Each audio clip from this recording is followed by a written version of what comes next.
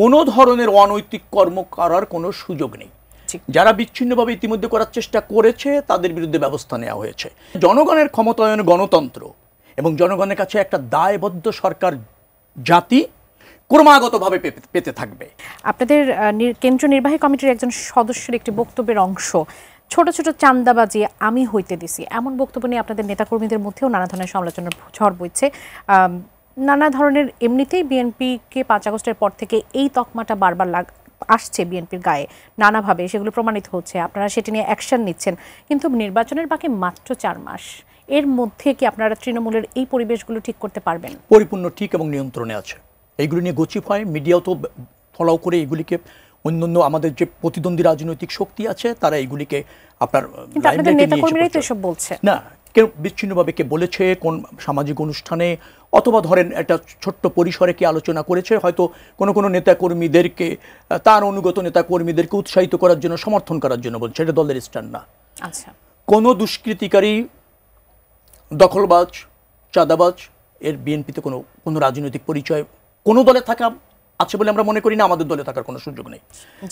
যাদের বিরুদ্ধে অভিযোগ এসেছে প্রমাণ হওয়ার আগেই তাদের বিরুদ্ধে অ্যাকশন নেওয়া হয়েছে, দল থেকে বের করে দেওয়া হয়েছে, আজীবনের জন্য বহিষ্কার করা হয়েছে, আইন শৃঙ্খলা রক্ষাকারী বাহিনী হাতে তুলে দেওয়া হয়েছে, এবং দেশে কিন্তু বিচার আছে, আইন শৃঙ্খলা রক্ষাকারী বাহিনী আছে, তাদের বিরুদ্ধে প্রয়োজনীয় সকল ব্যবস্থা গ্রহণ করার জন্য বিএনপি সহযোগিতা করছে এবং আহ্বানও জানাচ্ছে। তো একটা রাজনৈতিক দলের আর কি করার আছে? একটা রাজনৈতিক দল তো আর কোনো কিছু করার কোনো সুযোগ নেই।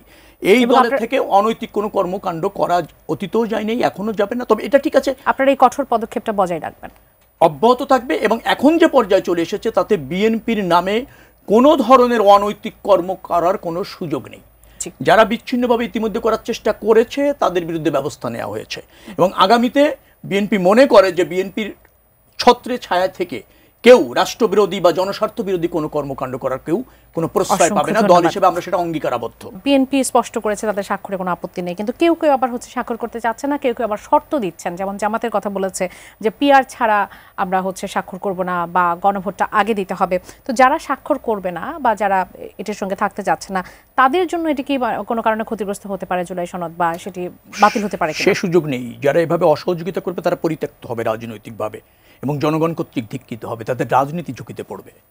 জাতির অর্জন, ঠিক আছে, জাতির স্বার্থে, দেশের স্বার্থে, এই তো একটা গণ অভ্যুত্থানের পরবর্তীতে মানুষের যে আকাঙ্ক্ষা সেটা ধারণ করছে, সেখানে কোনো ব্যক্তি গোষ্ঠী বা কোনো বিচ্ছিন্ন রাজনৈতিক দলের স্বার্থে সেটা ভণ্ডুল হওয়ার কোনো সুযোগ আছে বলে আমি মনে করি না।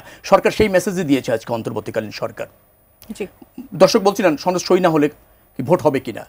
মনে রাখা দরকার যে আপনার একটা নির্বাচিত সরকার রাষ্ট্রের ডিমান্ড, প্রথমত জনগণের অধিকার নির্বাচন, এবং জনগণের রাষ্ট্র ব্যবস্থাপনায় প্রত্যক্ষভাবে অংশ নেওয়ার একমাত্র পথ, সেই পথ রুদ্ধ করার কোনো সুযোগ নেই।